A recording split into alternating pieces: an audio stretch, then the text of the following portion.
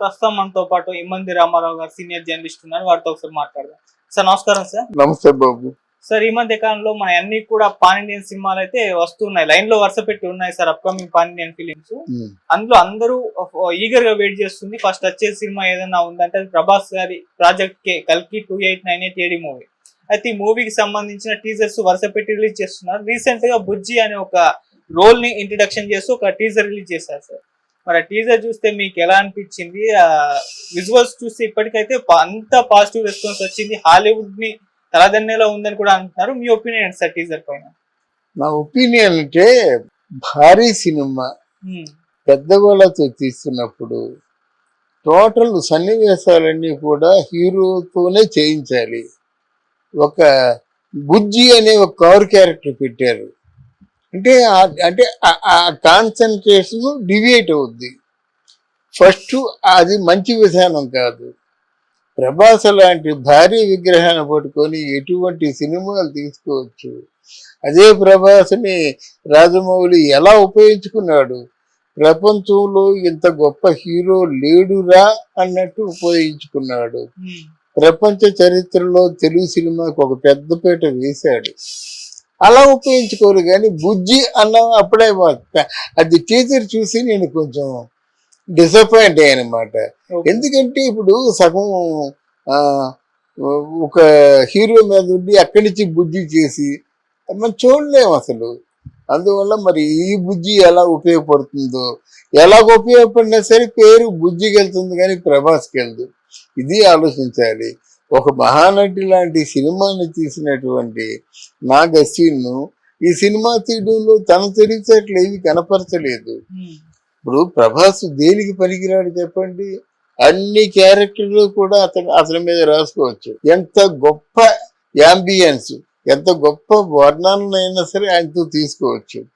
అలాంటిది ఇక్కడ ప్రభాస్ కల్కి అనే ఒక మంచి పవర్ఫుల్ టైటిల్ అనేసరికి, కల్కి అనేసరికి ఏమవుతుందంటే ఈ యుగంలో దుష్ట శిక్షణ శిక్ష రక్షణ అంటే ఏమిటి? దుష్టులేమో శిక్షించడానికి, మంచి వారిని రక్షించడానికి. ఇదే కదా కల్కి తాలూకు ఆంతర్యం. చాలు సమాజంలో ఉన్న దుష్టులు అందరినీ కూడా ఏరి పారేస్తే దానికంటే మంచి కథ అవుతే ఉంది కల్కి టైటిల్ బట్టి. అలా కాకుండా టైటిల్ పెట్టేసి ఆ దుష్టుల్ని శిక్షించడానికి ఎవరిని దానికి బుద్ధి నబ్జెప్టెంట్స్ మెరీనేం చేస్తున్నట్టు. కనుక ఆ సినిమా మరి ఎలా ఉంటుందో తెలియదు. కానీ అంత భారీ మూల్యం, అంత భారీ ఖర్చు పెట్టి ఇలాంటి సినిమా తీయడం మాత్రం నాకు రవ్వంత నిరాశగానే ఉంది.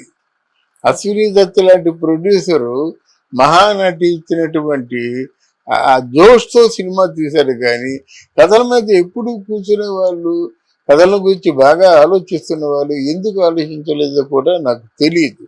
ఇప్పుడు అలాగుంది ఎలాగుంది ఓహో ఆహో అనొచ్చు. కానీ ఈ దేన్ని నమ్ముకొని ఆహా అనమంటావు అని కొంచెం నాలో అసంతృప్తి ఉంది. మరి రేపు సినిమా దగ్గరలో రిలీజ్ అవబోతుంది కదా.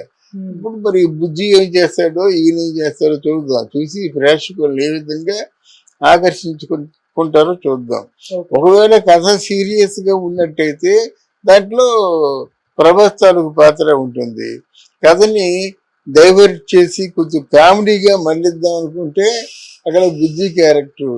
ఇప్పుడు కారు నడిపిన కాపురం ఉంది, అందరూ హీరో ఏం చేస్తాడు, కారే నడుపుతుంది కాపురం అంతా.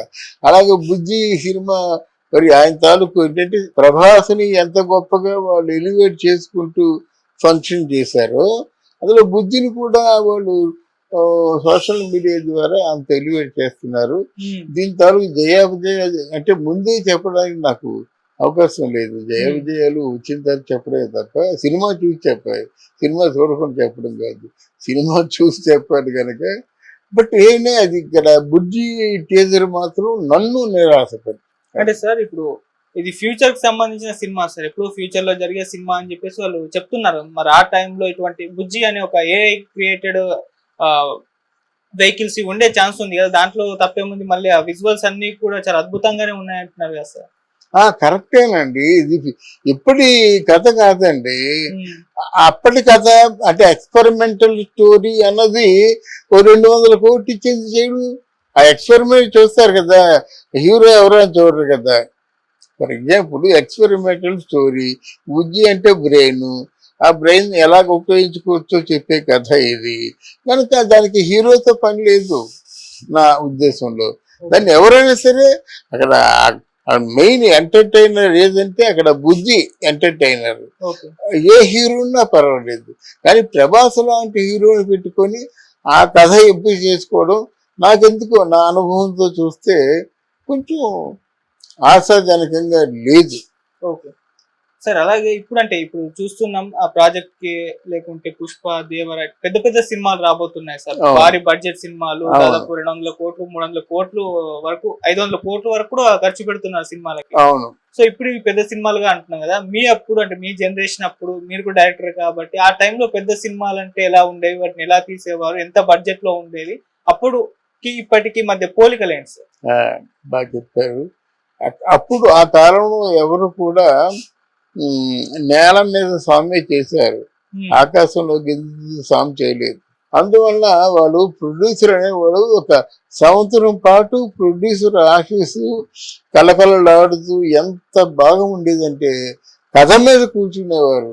ఆ కథ పూర్తిగా సంతృప్తికరంగా వచ్చేంత వరకు రోజు కూర్చోవడం, ఆ కథ ఏదో 2-3 లైన్లు దొరికాయంటే ఆ రోజుకి ముగించడం, మళ్ళీ మరుసటి రోజు అలాగుండేది. తర్వాత భారీ చిత్రాలు తీయడానికి ఎవరు ఉబ్బరాట పడేవారు కాదు. ఆ రోజుల్లో నాగేశ్వరరావు గారి మీద లలిత మూవీస్, లలిత శివజ్యోతి ఫిలిమ్స్, ఏ శంకర్ రెడ్డి ఒక సినిమా తీశాడు, సినిమా పేరు రహస్యం. అది అట్టర్ ఫ్లాప్ అయిందన్నమాట. అసలు కలర్లో చూపించాలి అనుకుంటేనే భయం అప్పుడు. ఆ రోజు ఈ ఎక్స్పెరిమెంట్ చేస్తున్నాము, ఈ ఎక్స్పెరిమెంట్ ని ప్రేక్షకులు రిసీవ్ చేసుకుంటారని అంత తెలుగుగా ఆలోచించేవారు. మాట్లాడితే బిజువాడ ప్రేక్షకులు ఏమనుకుంటున్నారో అది తెలుసుకుని వచ్చేవారు అన్నమాట. అందువల్ల భారీ చిత్రాలు ఏవి కూడా అంత గొప్పగా ఆడినటువంటి పరిస్థితులు కనబడలేదు.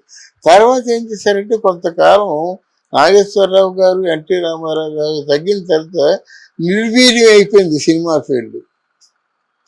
అర్థమైందా? అక్కడ తమిళనాడులో కూడా ఎంజీఆర్, శివాజీ గణేశన్ తగ్గిన తర్వాత అక్కడ నిర్వీర్యం అయిపోయింది అన్నమాట. అంటే అంత హుషారు లేదు, అంత జోష్ లేదు మాట. ఇక్కడ కూడా అంత హుషారు లేదు, అంత జోష్ లేదు. అప్పుడు ప్రవేశించారు దాసరి నారాయణరావు, బాలచంద్ర. ఈయన క్రియేటరే, ఆయన క్రియేటరే. అంటే సినిమాని తక్కువలో తీయడం ఎలాగా, ప్రజల్లో పేరు తెచ్చుకోవడం ఎలాగా, ఆర్టిస్టులు మాత్రమే ప్రజల మనసులో స్థిరంగా ఉండేవారు. డైరెక్ట్ ఎవరు చెప్పంటే ఎవరు చెప్పేవారు కదా, మా బోటి వాళ్ళు తప్ప.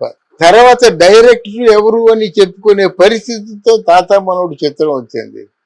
అక్కడ బాలచంద్ర చిత్రాలు కూడా చాలా వచ్చాయన్నమాట. చిన్నాలతో తీసేసి పెద్ద హిట్. మరి వాళ్ళ శిష్యులే కదా, ఎవరు మన రజనీకాంత్, కమల్ హాసన్. మరి వీళ్ళ శిష్యులు మురళీమోహన్, కృష్ణరాజు కూడా లైఫ్ ఈయన ఇచ్చాడు. తర్వాత మోహన్ బాబు, వీళ్ళందరూ ఉన్నారు. వీళ్ళు మోహన్ బాబు విలన్ అయ్యాడు, తర్వాత హీరో అయ్యాడు, పెద్ద చిత్రాలు చేశారన్నమాట. తర్వాత బాలచంద్రుడు, తర్వాత భారతీరాజ, తర్వాత ఏమో భాగ్యరాజ, తర్వాత పార్థిభను, తర్వాత జనకరాజన్, గరగాటకారని అనే సినిమాలతో వచ్చారు. వీళ్ళందరూ శిష్యులు ప్రశిష్యులతో జోష్ మీద వచ్చాయి సినిమాలు, ఆలోచనాత్మకంగా వచ్చాయి. కానీ ఏ సినిమాకి ఎంత ఖర్చు పెట్టాలనేది ఏమి రాలేదు. ఎవరు ఏ హీరో, ఈ మురళీమోహన్, ఇక్కడ మోహన్ బాబు, ఎవరిని తీసుకొనియండి ఏదో కథకు తగ్గ సినిమాలు చేసేవారు. చాలా దాన్ని పొదుపుగా డబ్బును వాడేవారు అన్నమాట. వాళ్ళు చేసిన సినిమాల్లో ఏది 35 లక్షలు మించింది ఏమి లేదు. తర్వాత వచ్చిన డైరెక్టర్స్ ఇంకా లక్షలు పోయి కోట్లు మొదలు పెట్టారు. ఈరోజు ఆలీతో సినిమా తీయాలంటే మినిమం బడ్జెట్ 5 కోట్లు. ఇక పెద్దలతో సినిమా తీయాలంటే 100 కోట్లు, 200 కోట్లు, 300 కోట్లు, 400 కోట్లు. ఇది జోదం అయిపోయింది. నిర్మోహమాటంగా చెప్తున్నాను కదా, జోదం అయిపోయింది. మీరు భారీ చిత్రాలు తీసినట్టయితే బై ఫ్లూ ఆడచ్చు, ఆడకపోవచ్చు. కానీ కథ బాగుంటే ఈ సినిమా తీసిన సినిమాలు ఎంత బాగుంటాయి. అది మేనం ఎంత బాగా పెట్టిందండి. తర్వాత ఇంకేదో సినిమా వచ్చింది. ఇవన్నీ కూడా చాలా బాగా ఆడాయండి సినిమాలు. బేబీ అనే సినిమా ఒకటి వచ్చింది, చిన్న అవును. సినిమా. ఎంత బాగా ఆడాయి, ఇవన్నీ చాలా బాగా ఆడాయి అన్నమాట. బట్ బడ్జెట్తో తీసిన సినిమాలు ఎప్పటికైనా కొంచెం ఆ, ఏది ఎక్కువ తక్కువైనా నిరాశపరుస్తుంది. ప్రభాస్తో ఆయన ఎంత మంచి సినిమా తీశాడు ఆయన. ఆమ్, రాధేశ్యామ్ అనే సినిమా కదా, రాధేశ్యామ్ అనే సినిమా తీశాడు. ఇంకోటి ఏది తీశాడు, ఇది సాహో, సాహో తర్వాత ఆది పురుష్, ఆది పురుషు, ఇంకా సలార్. ఆ అది ఆ ప్రభాస్ చేసినటువంటి సినిమాల్లో ఆది పురుషు ఎంత ఘోరమైన దెబ్బతిన్నది, మనం పెద్ద బడ్జెట్ అనుకుంది. సలార్ అనే సినిమా కూడా బాగా ఉంటుందని గుండు బాదుకున్నారు, కానీ ఆ సినిమా లేదు. సాహో తర్వాత ఆయనకి ఇంకొక హిట్ లేదు. ఈ పరిస్థితుల్లో మరి ఎందుకు తీశాడో, ఎందుకు ఒప్పుకున్నాడో, వాళ్ళు ఎందుకు చేశారో అన్నది సినిమా చూసిన తర్వాత మనకు అర్థం అవుతుంది.